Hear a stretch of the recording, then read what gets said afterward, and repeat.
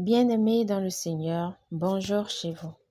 Rhapsodie des réalités du mercredi 10 septembre 2025. Pasteur Christ partage avec nous sur ce thème. Appeler les choses à l'existence. Alléluia. Notre verset d'ouverture est tiré de Job 22, verset 28. Tu décideras une chose et elle s'accomplira pour toi, et sur tes voies brillera la lumière. Gloire à Dieu. L'une des vérités les plus puissantes qui nous sont révélées dans les Écritures est la force créatrice ou la puissance de la parole déclarée. Dieu a créé le monde par sa parole et il nous a créés pour fonctionner de la même manière. La vie de la nouvelle création est une vie de déclaration. Nous croyons et c'est pourquoi nous parlons. Et comme nous avons le même esprit de foi qui est exprimé dans cette parole de l'Écriture, j'ai cru, c'est pourquoi j'ai parlé. Nous aussi nous croyons et c'est pour cela que nous parlons. 2 Corinthiens 4, verset 13. Vous n'êtes pas censé attendre que les choses se produisent. Vous devez les appeler à l'existence. Hébreux 11, 3 dit, c'est par la foi que nous reconnaissons que le monde a été formé par la parole de Dieu, en sorte que ce qu'on voit n'a pas été fait des choses visibles. Cela révèle ce que vous pouvez faire avec la parole de Dieu dans votre bouche. Dans le livre de Genèse, la Bible dit que la terre était une masse chaotique, mais après que le Saint-Esprit eut incubé dessus, Dieu donna la parole et tout ce qui dit vient à l'existence. Alléluia. Il vous a donné la même capacité d'appeler tout ce que vous voulez à l'existence. Une clé importante pour cela est la méditation. Lorsqu'il y a une situation que vous voulez changer, prenez le temps de méditer sur la parole de Dieu. Pendant ce temps de méditation, la parole de Dieu jaillira de vous, vous permettant d'opérer les changements que vous désirez. Que voulez-vous dans votre vie? Que voulez-vous changer ou créer? Il n'est pas nécessaire de pleurer ou de se plaindre de la situation. Concentrez-vous sur ce que vous voulez et exprimez-le.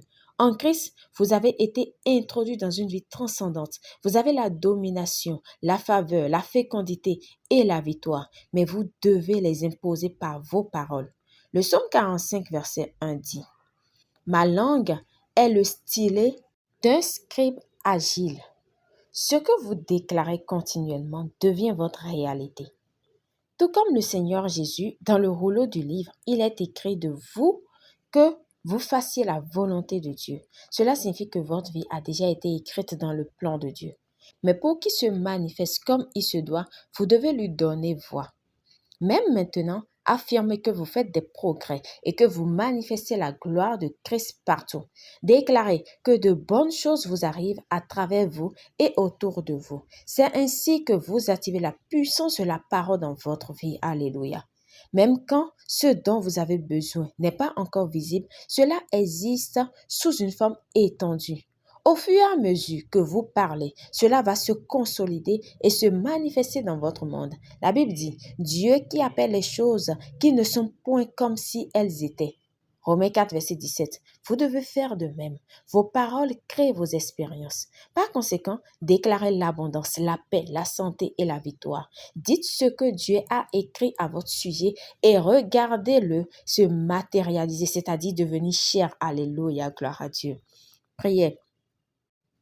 Merci Père d'aligner ma vie sur ta volonté parfaite, me faisant marcher dans une provision en surplus et une victoire indéniable. Mon chemin brille de plus en plus, de jour en jour, et tout ce dont j'ai besoin vient à moi par libre cours au nom de Jésus. Amen. Pour une étude approfondie, nous lisons Marc 11, verset 23, Romains 4, verset 17, Hébreux 11, verset 3. À présent, nous aimerions vous donner l'opportunité de recevoir le Seigneur Jésus-Christ comme Seigneur et Sauveur de votre vie, afin de pouvoir bénéficier des messages que nous partageons et également que le Saint-Esprit vienne habiter en vous, vous dirigeant dans toutes les voies de Dieu. Et cela vous permet également de pouvoir méditer, de recevoir les révélations du Saint-Esprit, vous expliquant la parole de Dieu, la parole qu'il a inspirée. Alléluia. Alors, si vous croyez en Jésus-Christ, faites cette prière de tout votre cœur et de manière à vous entendre. Ô Seigneur Dieu, Je crois de tout mon cœur en Jésus-Christ, Fils du Dieu vivant. Je crois qu'il est mort pour moi et que Dieu l'a ressuscité des morts. Je crois qu'il est vivant aujourd'hui. Je confesse de ma bouche que Jésus-Christ est le Seigneur de ma vie à partir de ce jour. Par lui et en son nom, j'ai la vie éternelle. Je suis né de nouveau. Merci Seigneur d'avoir sauvé mon âme. Je suis désormais un enfant de Dieu. Alléluia. Alléluia.